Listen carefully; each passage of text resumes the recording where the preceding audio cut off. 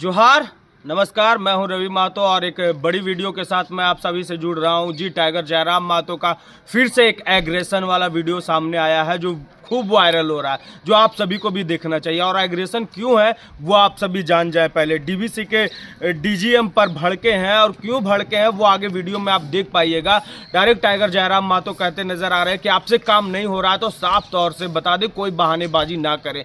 बहुत बड़ी बात है और इस तरह का एग्रेशन शायद ही कभी जल्द नहीं देख पाते होंगे टाइगर जयराम महतो में। हम वीडियो आगे लगाएंगे, उससे पहले जो भी हमारे नए दर्शक जुड़ रहे हैं वो हमारे चैनल को सब्सक्राइब कर ले, और जो पहले से हमारे चैनल में जुड़े हुए हैं, हमारी यूट्यूब फैमिली है, हमारे इस वीडियो को लाइक और ज़्यादा से ज़्यादा शेयर करें ताकि सरकारी कर्मियों तक, उस कर्मियों तक जाए जो आज जनता के काम करने से पीछे रहते हैं और अपने पैकेट गर्म करने में लगे हुए रहते हैं। तो टाइगर जयराम महतो इसी पर बात उठाए हैं। पहले आप वीडियो देखें। तो आपसे नहीं लड़ेंगे, हम सदन में ही बात को रखेंगे। आपसे नहीं लड़ेंगे। आप सुनिए, बहुत देर से हम सुने और आपका जो भी आपका तर्क है बहुत उदासीन तर्क है। आप किसी भी तर्क में रैयत के पक्ष में नहीं दिख रहे हैं। मैंने आपका एनर्जी दिख ही नहीं रहा।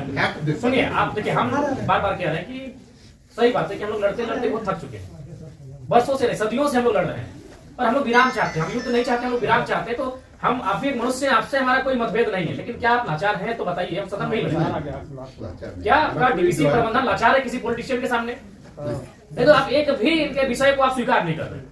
नहीं सर, जो है हम फैक्ट्स आपको बताएं। न बिजली स्वीकार कर रहे हैं, ना पानी स्वीकार कर रहे हैं, न बस की सुविधा को स्वीकार कर रहे हैं, न अतिक्रमण को स्वीकार कर रहे हैं, न आप नियोजन को स्वीकार कर रहे हैं। तो क्या चाहते हैं कि मैंने विस्थापित लोग अपना गांव बोरिया बिस्तरा बांध के कहीं से चला जाए? नहीं, हमारा वो मकसद नहीं है जो हमारे यहाँ अभी जो देखिए, आज आप लोगों पे बिल्कुल ऐसा लग रहा है कि हम डीवीसी के कोई पदाधिकारियों से नहीं, हमको लगता है डीवीसी कुछ लाचार व्यक्तियों से बैठे हैं। आप लोग भाई आज आप ऑटोमेटिकली जयराम महतो जब विधायक नहीं था तो हमको पदाधिकारी पे गुस्सा लगता था, लेकिन आज आप लोग पे दया लग रहा है कि आप लोग भी तो लाचार नहीं है। आज हमको ना टेबल पटकने का मन कर रहा है, ना आपसे हमको गुस्से में बात करने का मन कर रहा है। हमें आप पे दया लग रहा है कि क्या आपकी मजबूरी क्या है। एकदम आप लोग मजबूर लग रहे हैं।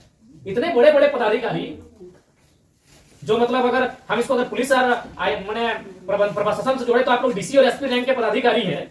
आप लोग एकदम लाचार लग रहे हैं वो अंगूठा छाप नेताओं के सामने। क्या हमने बता खुल के बता दीजिए। बिल्कुल हमें आपसे लड़ने का कोई शौक नहीं है। आज सच बोल रहे हैं, आज हमको आप पे एग्रेशन नहीं, एकदम आज आप पे हमको दया लग रहा है कि आप लोग लाचार हैं। नहीं तो एक भी स्टेटमेंट आप स्वीकार नहीं कर पा रहे हैं। बिजली पानी सड़क क्या मांग रहे हैं? ना ये लोग रैक मांग रहे हैं, ना टेंडर मांग रहे हैं, ना आउटसोर्सिंग एजेंसी में अपना कुछ नहीं मांग रहे।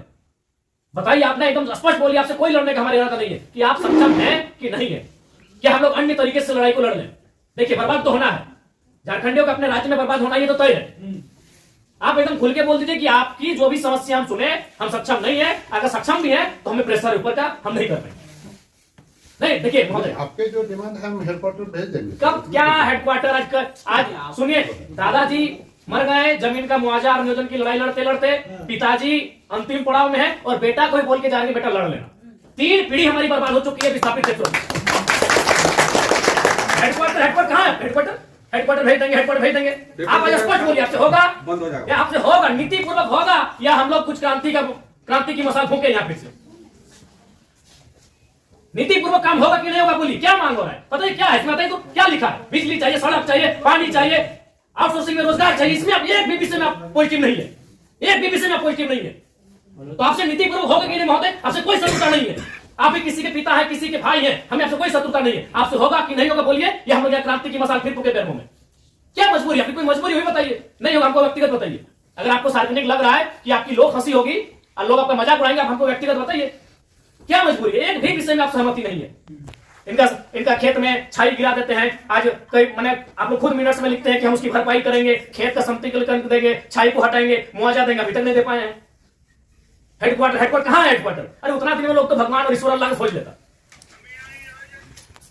बताइए, ये लोग तो नाम गिना रहे हैं कि लोग गया इलाहाबाद छपरा से आए लोग कब्जा करके बैठे हैं, जिनका 1 इंच जमीन नहीं है। ये लोग अपना पूरा मैंने एकड़ में जमीन दे दिया। ये लोग भीख मांग रहा है, एकड़ में जमीन देके बैठा है। 1 एकड़ 4 एकड़ 5 एकड़ जमीन देके बैठे हैं, लोग भीख मांग रहा है जमीन बैठ के। और जो लोग कहां से आए हैं, इन्हें कुछ सरोकार नहीं है, वे लोग मार्केट लेके बैठे हैं, उनका बिजली सड़क सब सुविधा दे रहे हैं। आप लाचार हैं? बोलिए, आपकी लाचारी पे हमको भी एक तरह सारा बिल्कुल गुस्सा नहीं आ रहा है। छोड़ दीजिए सब, क्या झूठ मूठ, आप भी अपना समय ले रहे हैं, मेरा भी समय ले रहे हैं। एक भी विषय में आपको पॉजिटिव नहीं है। क्या मजबूरी है? आप स्पष्ट बताइए, एकदम स्पष्ट बताइए आपकी मजबूरी क्या है। क्या आप बोल दीजिए कि हम सक्षम नहीं है इन विषय पे बात करने के लिए, हम लोग कोई रास्ता ढूंढेंगे। वैसे भी हम लोग कोई और रास्ता ढूंढ के झारखंड राज्य लिए हैं, नीतीश झारखंड राज्य मिलने वाला था। हम लोग कोई और रास्ता ढूंढ के ही राज्य लिए हैं, तो अपना अधिकार भी ले लेंगे, जो बचेंगे वो लेंगे, क्योंकि हमें मरना होगा।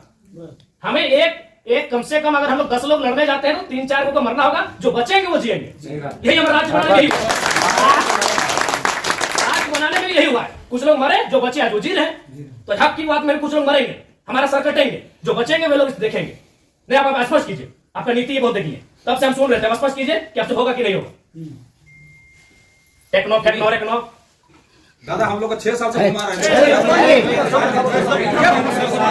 लाचार प्रतीत हो रहे हैं। ऐसा लग रहा है कोई आपको घर में बैठ के चला रहा है, ऐसा लग रहा है कि आप रोबोट बन के बैठे हैं। आप पदाधिकारी नहीं है, आप डीवीसी के पदाधिकारी नहीं, आप रोबोट हैं। देखो बिल्कुल आपसे कोई सदना में आपसे लड़ना भी नहीं है। कितना लड़ेंगे, सदियों से लड़ रहे हैं। अपना जमीन देके हम लड़ेंगे, अपना जमीन हम लोग देके हम लड़ेंगे। सबने में आप महिला को लात मार के भगा दे रहे हैं। भाई गजब मानवता कोई मुनाफा सबसे बड़ा चीज मुनाफा है, कहीं मानवता नहीं है। आप एक गिलास पानी पीजिए महोदय, और ठंडा होकर बोलिए कि आप सक्षम है कि नहीं है। बिल्कुल आपको दोष नहीं देंगे, बल्कि आप फले फूले ये दुआ देंगे, और आज हम लोग कोई दूसरा रास्ता अपनाएंगे। नहीं देखिए सर, नहीं आप लोग, अब हम लोग भी वही कब्जा कराएंगे जहां कब्जाधारी है। हम लोग भी वही बिजली का तार लगाएंगे जहां गलत तरीके चल रहा है। हम भी उसी क्वार्टर का कब्जा करेंगे जहां कोई कब्जा करके बैठा है। बहुत गलत, नहीं अब गलत आप लोग कर रहे हैं, बताइए, आप खुद स्वीकार कर रहे हैं।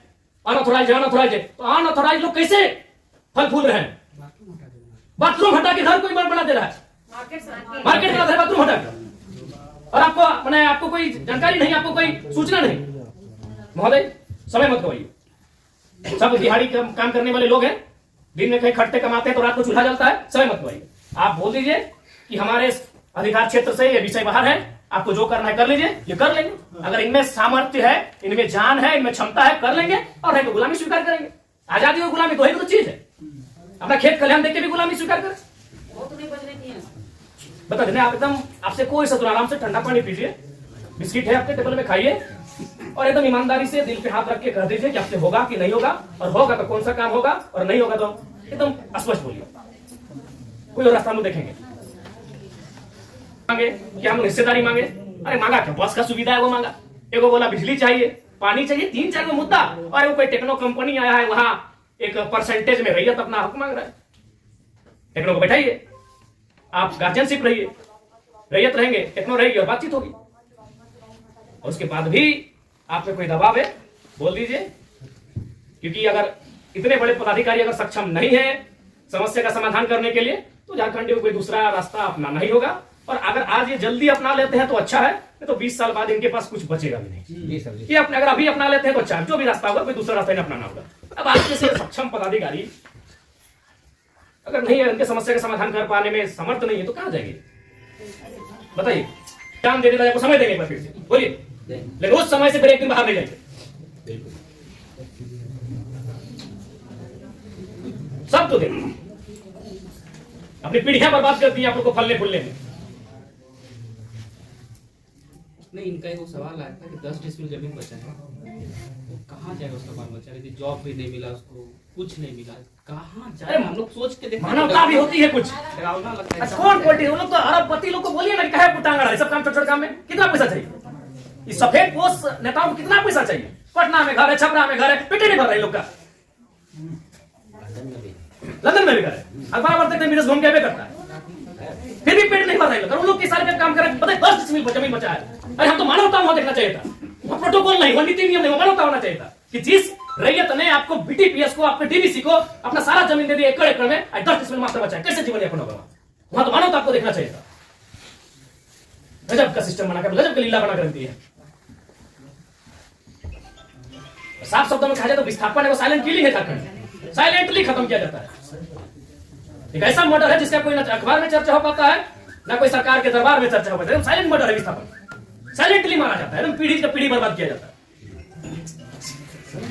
बोलिए, आप सक्षम पदाधिकारी हैं, योग्य पदाधिकारी हैं, आपके सामर्थ्य है, स्पष्ट शब्दों में कहिए क्या निष्कर्ष हम निकाल रहे हैं। और बिल्कुल अपने विवेक से और अपने अधिकार क्षेत्र का प्रयोग करके, वो नेताजी को इधर उधर टेलीफोन करके नहीं, हमारा जो हेडक्वार्टर को जो आपके जो ये पॉइंट्स है, हम ये करके चर्चा करते हैं उनको। कितना दिन महोदय? हेडक्वार्टर में जो है हम लोग बातचीत करके इसको जो है सब बातचीत करते करते हमारी कई पीढ़ी बर्बाद हो गई। टाइम दीजिए ना। हम अंतिम सांसें गिन रहे हैं। क्योंकि उससे बातचीत करके हेडक्वार्टर का जो सीनियर ऑफिसर है उनको अवगत कराते हुए हमको उनका समय लेके आते हैं। तो हमारे यहाँ का लेवल पर रहता तो आपसे जो है हम टाइम देंगे। कितना महोदय फिर भी अनुमान, हम लोग तो कोशिश करेंगे जितना जल्दी इसको। फिर भी एक समय सीमा है, जनवरी का आधा, जनवरी का लास्ट, फरवरी का स्टार्ट। हर महीने में बातचीत करेंगे। बहुत लंबा टाइम। 26 जनवरी भारत एक गणतांत्रिक देश के रूप में सामने आया था। 26 जनवरी आप एक मिनट्स अभी तैयार कर दीजिए और इस मिनट्स को एक आप कॉपी अपने पास रखिए, एक कॉपी इनको दे दीजिए। और 26 जनवरी एक पर्याप्त समय है। आप उस दिन के बाद से रैयत उस दिन तिरंगे को सलामी देते हुए एक नई प्रेरणा और प्राण लेने का काम करेंगे। यदि आप फेलियर होते हैं तो 26 जनवरी ये तय सीमा कीजिए। उसके बोलिए आपको क्या कैसा। हम बातचीत करके जो है हेडक्वार्टर। जी देखा ना आप वीडियो, किस तरह से टाइगर जयराम महतो ने कहीं ना कहीं अधिकारियों पे गर्म होते नजर आ रहा है और उनके कामों पे गर्म होते, क्योंकि वो डायरेक्ट कह रहे हैं कि गरीब के काम आप नहीं कर पाते, सड़क बिजली और जो विधि व्यवस्था उसकी सही से काम नहीं कर पाते, तो आप डायरेक्ट बोल दें। ये बहानेबाजी से नहीं चलेगा, आप क्या करना चाहते हैं वो बोले। इस तरह का एग्रेशन आपको टाइगर जयराम महतो का बहुत कम ही देखने को मिलेगा। तो ये वीडियो बनाने का मेरा मकसद यही था कि जिस तरह से वो विधायक टाइगर जयराम महतो सामने आए हैं, ये बड़ी अद्भुत और अनोखी बात है और लोगों के लिए बहुत जानकारी वाली चीज़ है। कैसा लगा खबर ये ज़रूर बताइएगा। मैं हूँ रवि महतो, जोहार झारखंड।